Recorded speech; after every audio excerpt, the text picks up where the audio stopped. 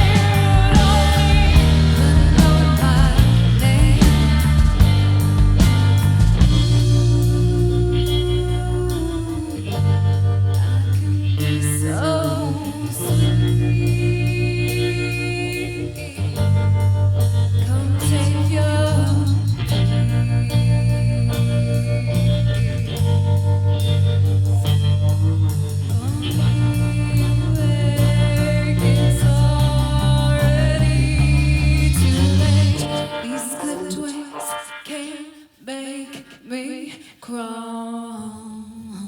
What good is love if it keeps me small?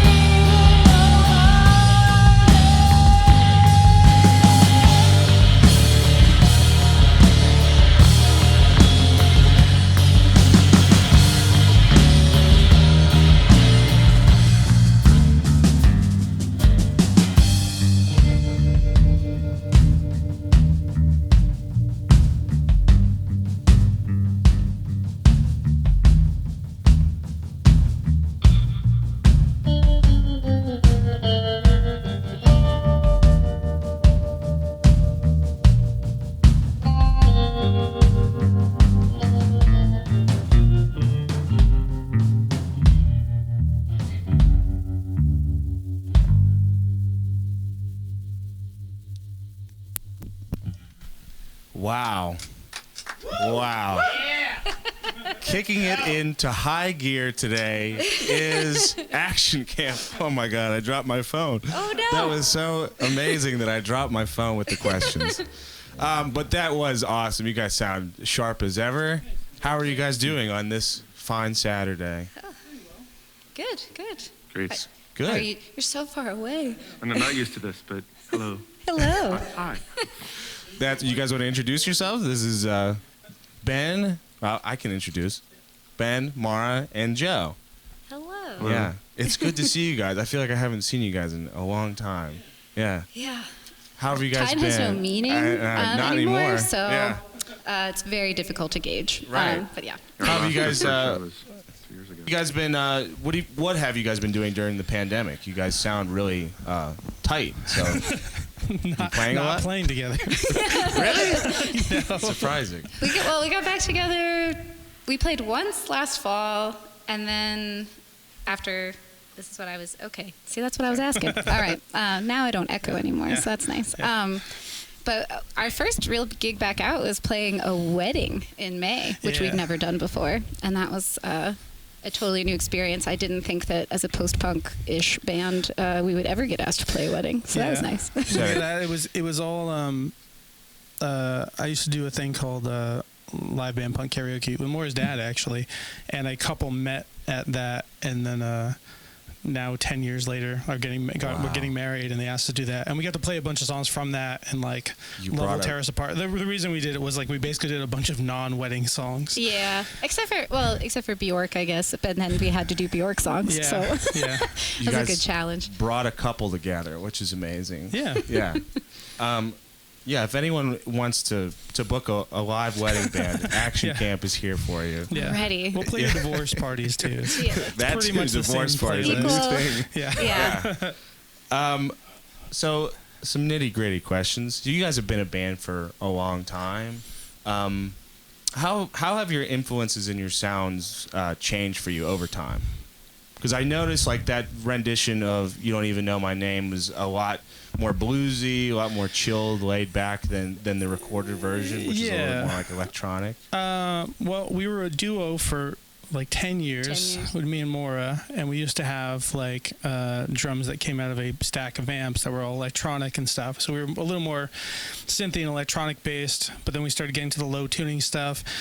Long story short, we did a Halloween set as Queen with Joe, which involved 6 months of rehearsals, and then we just asked him to join the band. And then once we had a real drummer, he's a basher too, so like everything got louder and heavier. And so Well, I feel like we got to lean into a lot of the things that we always really loved, but when we were a duo, it was sort of like balancing what we really like and then what's practical to do, because I didn't want to have things that sound one way in a recording and then we're never able to replicate it live, you know? So that was part of it also. And it's a song we've never... It's such a grand arrangement that like it always kind of worked live, and we've done the synth thing with Joe as well, and then eventually we're just like, hey, what if we just strip it down instead? Yeah. And also it's a song we've been playing for like 12 years, so there comes Not a point. quite that long, but okay. What was 2009? Yeah, Okay, it's maybe. getting there. Maybe I am also losing track of time. It's much longer than you think it is. So yeah, once you play the song, 300 times, you can play it one different way. Sure. Eventually. Is there a version you guys prefer doing? Do you guys? This is so much easier to play. I love this You have to version. think a I lot. really like that. Yeah. That was And really this cool. was like the third or fourth version that we sort of tried different ways. Yeah. Trying different things in the drums, and Yeah. they're doing different things, and we Yeah. locked in on this one over the summer, I think. Yeah. I think It's just this one. been, I think it's really nice also. I learned to play bass in large part by being in this band, and I played essentially to a click for 10 years. And so now having a live drummer, I'm like, oh, I can really like feel what this song is supposed to do Yeah. and actually like connect emotionally. Like it was kind of, it would be hard sometimes because there's just too Yeah. many moving parts Computer when it is drummers as a don't duo. they don't improvise and they don't mess up. Oh, there's no give. There's no give. Right. Yeah. So- You guys are very comfortable now Yeah. with the real drummer. Yeah. Yeah. Yay, Joe. You, you guys mentioned playing as a Queen, doing a Queen set, set as Queen. Yeah. And if anyone doesn't know, Ben used to do the Tribute Fest in Yeah. Pittsburgh, which was any band can pretend to be whatever their favorite band was Yeah. for the night. And that was really fun. And you guys have done so many different covers like over the years. I have like sort of a list that I know of. I saw you guys do the Yeah Yeah Yeahs. Yeah. I saw you do ELO. I think were you? Yeah. I was in that, Yeah. Killing Joke, Pixies. The Leader of the Pack cover. Yeah. On Then we did the whole Death Disc show. That was a whole different thing. Yeah. And I just saw the Sparks cover, the Sherlock Holmes cover, which is a great song. Yeah. So what kind of what itch does covering songs scratch for you guys? 'Cause you guys do it very often. I'm gonna be honest, it's procrastination. It's like we get sick of writing and recording our own stuff. You burn out a little bit on it, Sure. and we're like, or just one of us is like, hey, this song is stuck. Like this, Sherlock Holmes was the sake of like, I'm so down the rabbit hole with Sparks right now. Yeah, that's that like, movie guys, coming we out need too. to do something because that's the only way I can like exercise it out of my system is like we have to like once we like live in the song a little bit or with a band, then you kind of can get over it. I think part of the full sets, though, has been that they genuinely let you kind of explore some other parts of your own creative process by like trying to figure out how other musicians do what they do. Yeah. And so I think that the tribute sets have been helpful in terms of like feeling more comfortable even in my original songs because I know that I can like stretch in these other directions. And the Yeah Yeah Yeah set, everyone makes fun of me because at this point I bring it up all the time, but I was just like, we did that set and we were an oiled machine. Yeah. Like it was like early days of being a trio, and I was just like, oh no, we can totally do this, And that so set it was was helpful. unbelievable. I can attest to that. I was there. It was like seeing the Yeah Yeah Yeahs. It was awesome. And it's like also you really come to admire bands that you love and you think you know their stuff until you actually have to replicate it. But also part of it is like the collaboration of playing. Like I know you guys have ended up essentially forming bands out of stuff that you've done as well. Yeah. But that's how Joe ended up with us too. It's like it's interesting to see people from other bands you don't normally play with what their musical language is and how they understand like how to interpret a song or whatever. Yeah. And largely why Joe is in this band was literally the first time we got together for Queen stuff. Me and him showed up way over prepared. I was like, oh, this is gonna be fine. Like we both know like beat for beat already what this is gonna be. The very specific version and We'll usually Rock You. Yeah. With all these like specific fills and like stops, and we played the first time we ever played together. I've known you forever. Yeah. And it was like, oh, this is like, yeah. This means something. This day is changing my life. I'm playing with that. Yeah. Because usually I'm the nerd that shows up like it's a way for people to click. Way over prepared, and then everyone else. I've had to smooth over some tough exchanges. Unintentionally making other people feel bad for not knowing the songs inside. I'm like, oh no, I'm like a psychopath. Don't worry about it. Trust me, I've been there. That's how I smooth them over. That's what happened to me. That's how I got to be playing with TV's Norm doing the Replacement set. Yeah. And which was awesome. Yeah. Thank you. Yeah. Dude, I'm the Replacements fan in this band. I was like, I love this band. Well, I didn't know much about them, so I was just asked to play, and then I came there, and they knew way more than I was. Yeah, so I was pretty intimidated. They were by like that. in character, which was pretty amazing. Yeah. It was. Last question. Yeah. So you guys put out a song, I think it was right before the pandemic hit, Dissonance in 2020. Are you guys working on new music? Are you guys prepared to put out any new music? Yeah. Yeah, so we've been working on a new record for what feels like ages as well, but it's because of having a year of really not doing things that I think it feels as long as it does. Yeah. So Dissonance was originally in a song in the sort of same group of songs that would be a record, and then we kind of was like, it's a little on the popular side, not quite as heavy as some of the other stuff. Like, let's put it out as a single, and then we'll immediately finish the rest of the record.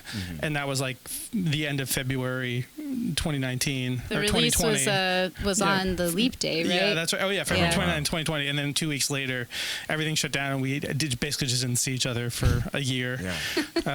And so now we're like getting back. We're sort of doing some remote recording stuff, but now we're like getting our chops back. And Awesome. So we're aiming for the spring. Yeah. Awesome. I say aiming. Yeah. So we'll see. Because if we want to do vinyl, like right now, vinyl's just like you can't. No one's pressing vinyl. Adele's booked up all of those. I know. Those, That's factories. right. Adele and Ed Sheeran. She's pressing the important like, vinyl to buy. She recorded like 27, 28, and 29, and like putting them all out. Or however old she is. I don't think anyone's relationships would survive 3 Adele albums all at once. I don't. It wouldn't work. That's very true. It's just too much. But we're gonna do one of the new ones. Closing out. We're excited to hear the new record. If you guys want to play a song for it right now, that'd be amazing. Yeah. All right. Action Camp in the studio. Thank you guys so much. This song's called Thank you. Pythoness. All right. I don't have to play any notes on it. It's all noise. It's great.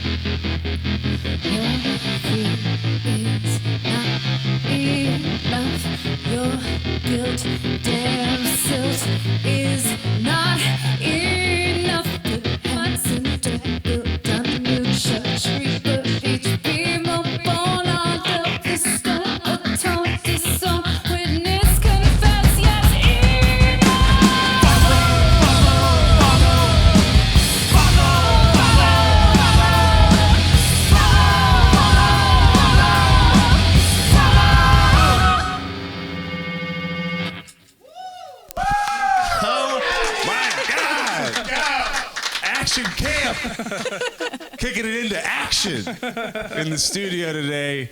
Thank you guys so much for being here. That was awesome. Thanks for having us. Yeah, absolutely. This has been live at Steel City Death Club. We'll see you next time. That was sick. Oh, thanks.